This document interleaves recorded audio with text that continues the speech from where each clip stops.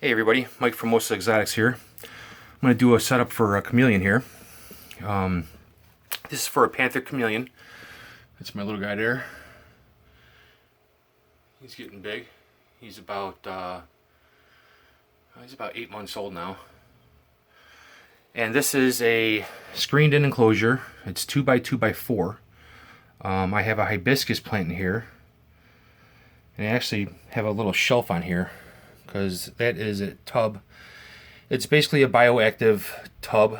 I have springtails in there to get the droppings and stuff like that from the chameleon.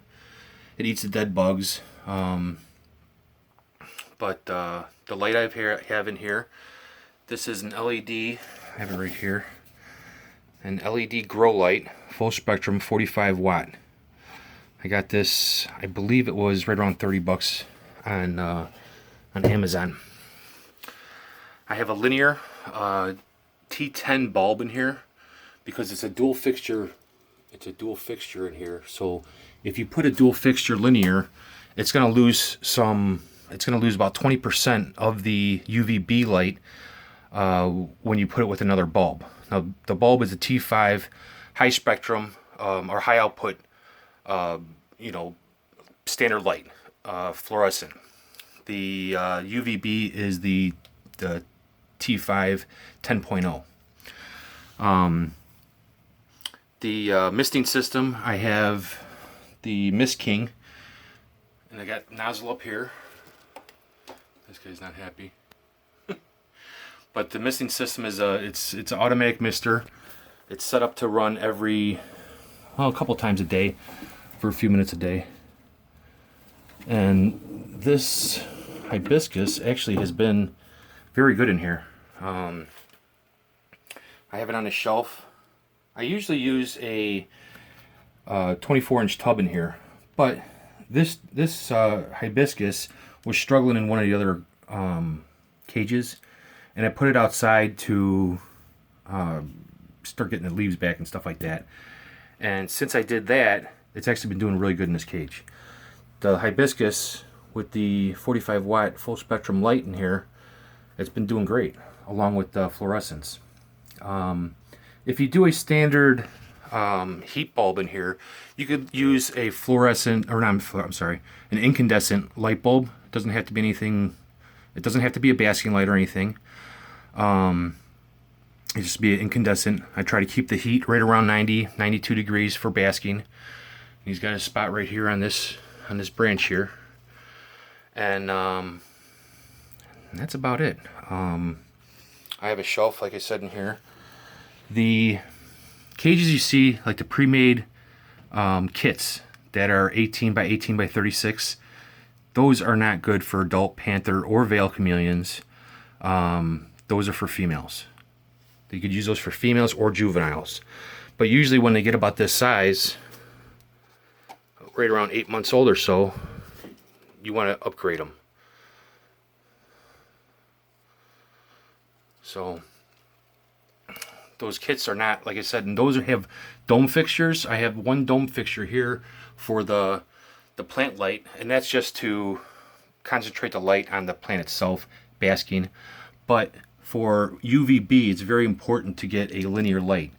If you don't, and you get the dual fixture, the dual dome light, it's not going to provide enough UVB throughout the cage for the chameleon, and the chameleon's going to end up getting sick.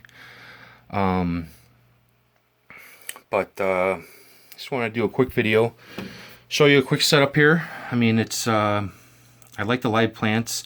I don't have many fake bulbs fake vines in the cages, because the live plants actually provide a lot of humidity inside the fixture. Oh, also I have a shower curtain in here. You kind of see the pattern in the back. It's like a I don't know, tree background or something like that. But it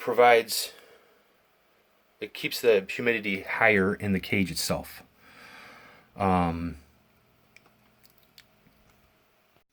So that keeps the humidity higher in the cage.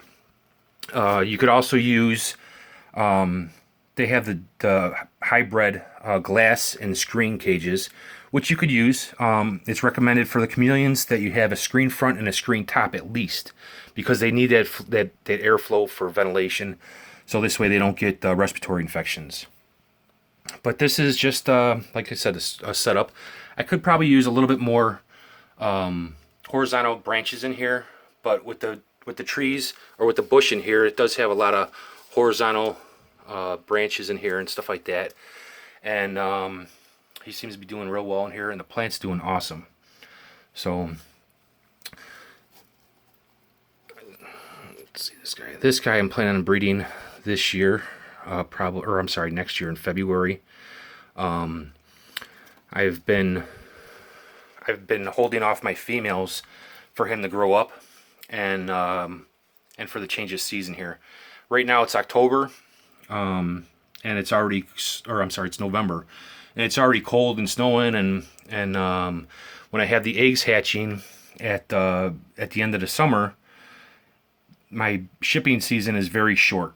So I'm waiting until January, February to breed him, which he will be right around a year old. And this way the following year, though, the babies will be ready to ship at, basically as soon as it gets warm out.